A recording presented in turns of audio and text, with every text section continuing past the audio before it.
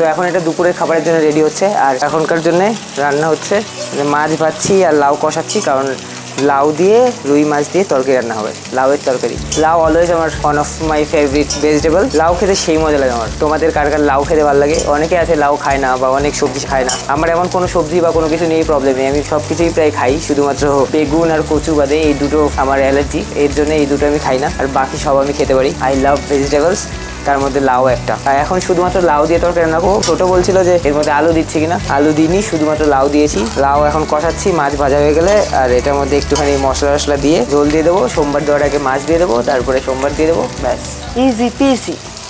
তো good morning everyone. এখন বাজে সকাল 8টা বেজে গেল। 7টার সময় ঘুম থেকে উঠেছি, আর উঠে তারপর রেডি হতে শুরু করলাম জিমে যাবো অ্যাজ ইউজুয়াল। মানে প্রত্যেক দিনের মতো এটাই হয়, সকালবেলা উঠে প্রথম কাজ হয় খাবার দাবারের ব্যবস্থা করা, যে কি খাবো, তারপরে জিমে যেতে হবে। কারণ জিমে যাওয়ার আগের যে প্রিপারেশনটা সেটা অনেক বড়সড় একটা প্রিপারেশন নিতে শুরু করলাম। তারপরে শুনলাম যে দিদার জ্বর এসছে, তো এর জন্য আমরা জিম পোস্টপোন করছি। রান্নাবাড়ি তো করতেই হবে, এই জন্য গুড্ডু রান্নাবাড়ির ব্যবস্থা করছে। এটা হলো বাঁধাকপি কেটেছে, আলু কাটছে। কি রান্না করবি? বাঁধাকপি ভাজা। আলু কি? হ্যাঁ, কিন্তু আলু যা কাটছি আমি করে দিই। ঠিক আছে, চা বানা। মেজো রান্নাবাড়ির ব্যবস্থা করছে, আর আমি দিদার মাসির জন্য চা বানাই। তো সকালে ফ্রেশ হওয়ার পর থেকে এখনো কফি টফি হয়নি, এর জন্য এখনো জীবাণুটা কাটেনি। দিদাদের জন্য চা বানাই, তারপরে জল গরম করবো, তারপরে কফি করে খাবো। কি রান্না করবি? আলু, বাঁধাকপি আর ডাল। ডিম আছে তো, ডিম কষা রান্না করি। তো সকালে জিমের প্ল্যান থাকলে নর্মালি চা স্কিপ করা হয়, কারণ সকালে আমি চা খাই না। জিমে যাওয়ার আগে কফি খেয়েই যেতে হয়, এর জন্য আর চায়ের কথা ভাবি না। এক্সট্রিম ডাউন ফিল করছি লাস্ট কিছুদিন হলো। সকালে ঘুম থেকে ওঠার পর থেকে আমার একদম ফিল হচ্ছে না যে আমি কিছু করি। তো এই হলো আমার আফটার জিম ফুড। জিমের পরে এত বেশি খিদে পেয়ে যায় যে পাগল হয়ে যায়। তো জিমের পরে কোনো কারণে যদি বাড়ি আসতে দেরি হয়ে যায় তাহলে খিদে খুব কষ্ট হয়, এর জন্য এই প্যাট্রাটা বের করেছি যে আমি খাবার নিয়ে যাই, জিম শেষ করে জিমে বসেই খেয়ে নিই, তারপরে যা খুশি হয়ে যাক, কোনো কষ্ট নেই, দেরি হলেও কোনো প্রবলেম হয় না। কলা, খেজুর আর ডিম, এটা এখন আমার ডেইলি প্রায় রুটিন হয়ে গেছে, 4-5 দিন ধরে এটাই করছি। তো এখন বাজে 10:30, মানে সকাল 10:30, আর এখন জিমিং স্টার্ট করছি। অ্যাকচুয়ালি আজকে সকাল থেকে অনেক কাজ ছিল, ওর জন্য লেট হয়ে গেছে। মানে সকাল থেকে বললাম সকালে উঠে ও রান্নাবাড়ি করেছে, তো তারপর আমি চা ফা বানিয়ে, আর সকালে ওঠার পর থেকে এত খারাপ লাগছিল, মানে আমার সকালে ওঠার পর থেকে ইচ্ছে করছিল না যে জিমে আসি। তো একে তো ইচ্ছে যে আমি জিম মিস করবো না, কিন্তু তারপরও শরীরের অবস্থা, নিজের মনের অবস্থা কোনো কিছুই ঠিক ছিল না। আর আমি এটা জানি আমার যত দিন এটা হয়েছে, মানে জিমে আসার আগে মন খারাপ হয়েছে বা মনে হচ্ছে যে আমি জিমে গিয়ে ঠিকঠাক প্রপার আজকে পাওয়ার পাবো না, এক্সারসাইজ সব না, সেদিন আসার পরে আমি জিমে আসলে পুরো সবটাই ঠিক হয়ে যায়। এর জন্যই নিজেকে ফোর্সফুলি প্রিপেয়ার করে জিমে আসা। যদিও আজকে সকালে শুধুমাত্র কফি ছাড়া আর কিছু খেয়ে আসিনি, বাট আজকে উইকের লাস্ট ডে, মানে আজকে স্যাটারডে, সপ্তাহের শেষ দিন, কালকে সানডে, কালকে আবার বন্ধ থাকবে, তো আজকে আসাটা ইম্পর্টেন্ট। আর আজকে আমার লেগ ডে, সব এক্সারসাইজের মধ্যে লেগ মোস্ট ইম্পর্টেন্ট, তো লেগ স্কিপ করা যাবে না।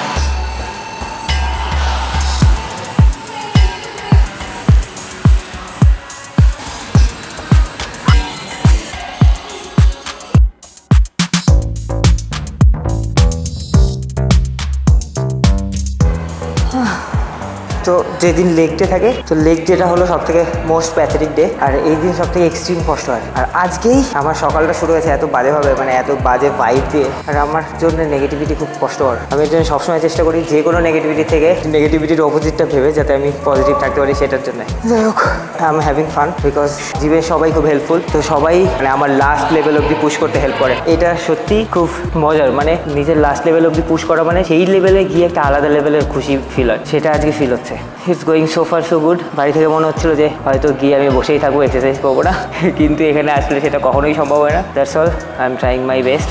এটা আমার 4 নম্বর এক্সারসাইজ, লেটস ডু ইট। খাবি তুই? একটা খা। তো জিমে আমরা 2 ভাই ছাড়া আর কেউ নেই, জিম আমাদের এখন। অ্যাকচুয়ালি শুধু ডিম খাওয়া খুব কষ্টকর, তো এর জন্য আমি সবসময় ডিমের সঙ্গে কিছু একটা প্রেফার করি। গাজর হতে পারে, কলা হতে পারে, কলা তো বেস্ট একটা কম্বিনেশন আমার মনে হয়, কলার সঙ্গে ডিম। বাট খেজুরগুলো একটু কষ্টকর খাওয়া, কারণ খেজুর মনে হয় এক্সট্রা সুইট, কারণ খেজুর এতটা সুইট হওয়া উচিত না, হয়তো এর মধ্যে এক্সট্রা সুগার বা স্যাকারিন কিছু একটা মিক্স আছে, তাহলে এত মিষ্টি হওয়ার কথা। তো আজকে 1 ঘন্টা 15 মিনিটের মধ্যে জিম কমপ্লিট। প্রত্যেকদিন মোটামুটি 1.5 ঘন্টা 2 ঘন্টার উপরে হয়ে যায়। তোমার না জ্বর? তুই স্নান করলা? স্নান করিনি, তাহলে আমি হলো হাত ধুয়ে পুজো করছি। জ্বর কমছে এখন? হালকা গরম আছে, যাও ঘরে গিয়ে শুয়ে দাও। দুধ খাবার, দুধ জাল দিয়ে দেবো, দুধ জাল দিয়ে দেখবি। তো 2:20 আর এদিকে খাবারের প্রিপারেশন চলছে, দুপুরের খাবার। তো কালকের কিছু ভাজা টাজা ছিল, সেগুলো গরম করা হচ্ছে। বৃষ্টির দিনে এটা খুব কষ্টকর, মানে বৃষ্টির দিয়ে জামা প্যান্ট শুকানো এক্সট্রিম পেইনফুল একটা পার্ট। আর এর জন্য এই যে জামা প্যান্টগুলো কালকে ধুয়েছি আমি জিম থেকে এসে, কিন্তু এখনও সেগুলো ভেজা। এর জন্য আমার ঘরে নেড়ে দিয়েছি এনে, যাতে ফ্যান চালালে পরে ফ্যানে শুকিয়ে যায়। আজকের জন্য দুপুরের লাঞ্চ ভাত, কাঁকরোল ভাজা, আর সকালের একটা ডিম সেদ্ধ থেকে গেছিলো, মানে সকালে 4টে ডিম খাওয়া হয়, তার মধ্যে 3টে ডিম খেয়েছি আজকে, আর একটা ছিল, তো সেটা ভাতের সঙ্গে খেয়ে নিচ্ছি। গুড্ডু সকালে বানিয়েছে, এটা উল্টা। এটা করতে চাইছিলাম হচ্ছে ভাজা ভাজা, প্রথমে ভাজা ভাজা হয়েছিল, তারপর টেস্ট করে দেখি আমি ভালো হয়নি, দেন তারপর একটু জল দিছি, জল দিয়ে আবার জ্বালাইছি, বুঝতে পারছি। ঠিক আছে, যাই দেখে কিন্তু অনেক ভালোই মনে হচ্ছে। তো এটা হলো বাঁধাকপি আর আলু দিয়ে, যেটা সকালে প্রিপারেশন চলছিল, ভালো হয়েছে। আর ডাল সেখানে না করছি আমি।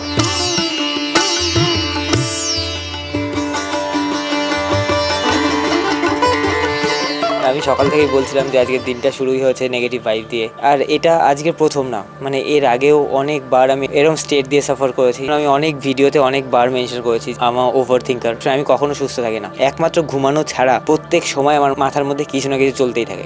হয়তো আমি মাঝে মধ্যে এক্স্যাক্ট রিজন খুঁজে পাই না যে কেন আমার সঙ্গে এটা হয়। বুমার, সামটাইম আই লাইক বুমার। লাস্ট 2 দিন না, এটা লাস্ট কিছুদিন ধরে চলছে যে আমার মানে নিজের সঙ্গে ফাইট চলছে। এটা খুব কষ্টকর যে নিজের সঙ্গে যে ফাইটটা চলে, নিজের মাইন্ডের সঙ্গে, নিজের ভাবনার সঙ্গে, আর সেটাকে মেনটেন করা এত কষ্টকর। নিজের গোলের জন্য একাই স্ট্রাগল করতে হবে, আর এর জন্য আমি চেষ্টা করি যে নিজের যা প্রবলেম হচ্ছে সবটা নিজে মেটানোর। তো তবুও খারাপ লাগছিল, কষ্ট হচ্ছিল। এর জন্য সুশান্তকে বললাম তুই একটু আয়। অনেকেই জানো সুশান্ত একমাত্র আমার সব থেকে কাছের বন্ধু, আমার বেস্ট ফ্রেন্ড, আর ওর সঙ্গে আমি নির্দ্বিধায় সব কিছু বলতে পারি। মানে আমাদের দুজনের মধ্যে সম্পর্কটাই এমন যে ওর আমাকে কিছু বলার আগে একবারও ভাবতে হয় না, আর আমারও ওকে বলার আগে একবারও ভাবতে হয় না যে আমাদের মধ্যে কি চলছে, আমাদের লাইফে কি চলছে।